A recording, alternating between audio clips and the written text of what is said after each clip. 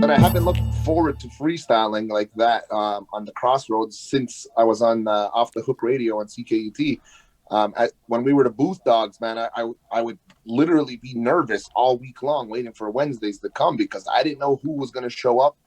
And I knew every time that I was there, the competition was going to be tough, and we were all shining to get on that mic because like we called us the booth dogs, but really it was like the mic hogs, because once you were on, you tried to go until the fucking beats were over, until they switched it up, or until someone hung up on you and said, someone else rap now, but the Crossroads definitely brought that hunger back, the urge to want to shine next week again. You know what I mean? Like it's I don't know, it's on my mind all week. That's all I gotta say. I feel like the first like 2 weeks, man, I was a lot more nervous, and then I realized yesterday that like, you know what? I think I'm just getting better at this. Like, just to find these flows, and just to kind of keep it running. And I'm like, yo, I could probably, if I had a good run, go for like an hour. Like, it wouldn't be a good hour. It would be a really bad hour. Yeah. But I could do an hour. Well, if you notice, like when it's my turn in the shuffle, I kind of like to like go to like 12 to like 16 bars because like while I'm waiting for my turn to come around, I'm thinking of a really good entrance bar and I'm thinking of a really good exit bar, and then everything else in between is like whatever the fuck happens, kind of a thing. You know what I Mm. mean? So, Why do you do it like that? um, what's that? No, I mean that's super interesting. I don't even do that at all. So why do you do that? Well, it's just because you want potency, right? You want people to be like, whoa, when you're done. You don't want the, hey, who's next? You want a reaction, man.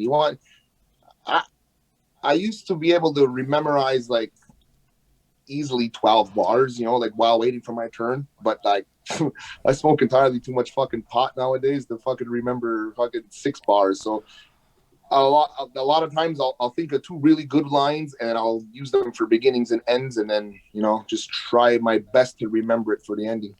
I feel like I have like no good bars in terms of a conventional sense, but my whole minute and a half says some shit, and that's fucking dope. Yeah, definitely.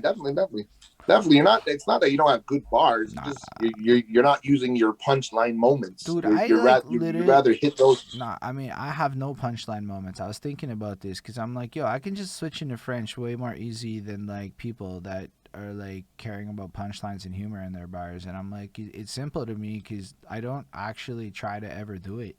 I've got like probably 20, 30 Yeah. punchlines in my whole catalog. I'm more or less write my shit like it's an essay. And Well, that's it. That's what I was just about to say. Is that you care more about the words that you're saying rather than what the words are how the words are punching. You know what I'm saying? yeah, Like a like lot actually. I could listen to Snoop Dogg and then I could listen to Chino XL. You know what I mean? And say they're both dope. Hmm. But I think it's just interesting because like I don't think about music like that. So when I hear you bring up like the fact that you have to come on with this, because I want to get better at things, like I want to be more impressive and shit. So Yeah.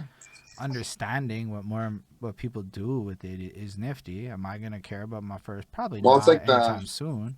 But like just the idea of like you're waiting for that, and then it sets the whole tone. And the hardest part of writing a verse is always that first line. At least for and me. your endings, right? Mm. Well, because I'm writing like an essay, right? So I know what my ending needs to be. And then when I get to the end, it just makes sense to me. I don't know. I'm not that worried Yeah. about the last line on a verse. Sometimes I'm like, that's kind of weak sauce. But usually I overcomplicate and then I can't anyway, so I have to tweak it later. But Mhm.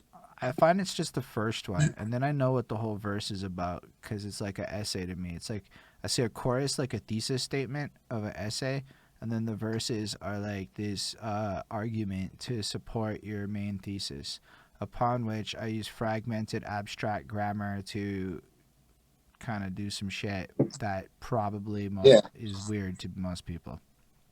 Well, I kind of like to, do something simple for your entrance. You know what I mean? Because you want to relate to every single listener. Like kaboom. Like start it with something simple, a sound effect even. And then have like two good rhymey words. Like, wow, did he just use those two words perfectly like that? That's great. What an MC. He could freestyle great. Now you have their minds thinking that you're fucking super and you're only in your third bar. So if you can Yo, I like maintain that them though. thinking you're super, you got to maintain them thinking that you're super, and then when you get, because now you got their attention, they're sold. You came in fresh. Wow, this is amazing. And then if you could just destroy them with a couple of really good lines to make them fucking, wow, what the fuck? How was he able to do that? You know.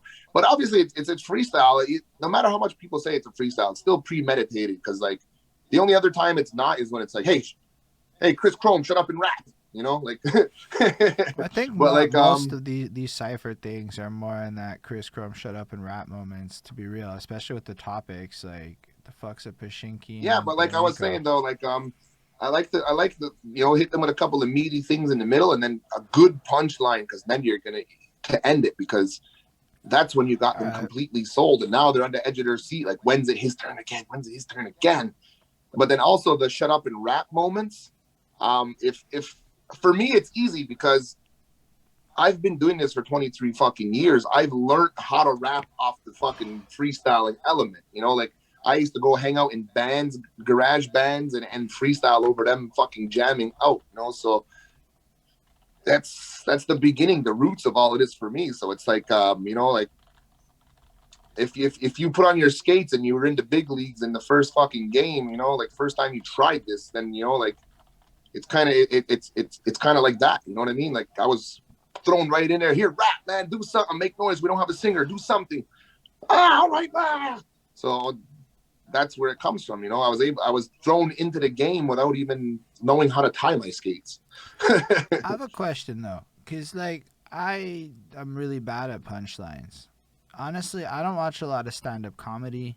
I don't watch a lot of comedy in general, and I feel like there's a huge correlation between the way puns are constructed in hip hop often and the way that stand-up comics tell jokes. And I don't really think that even when people call me funny, it's not like when I'm telling jokes like that. It's usually I'm just saying Yeah. some weird shit and you're like, yo, you're fucking funny, Holden. And I'm like, I get that shit. I totally do. But it's not because of some punchline. It's because of absurdity. So, like, I get Yeah. that. So, what makes for a good fucking punchline? Like, when you say a good bar to close it off, like, how do you, what qualifies a good one to you?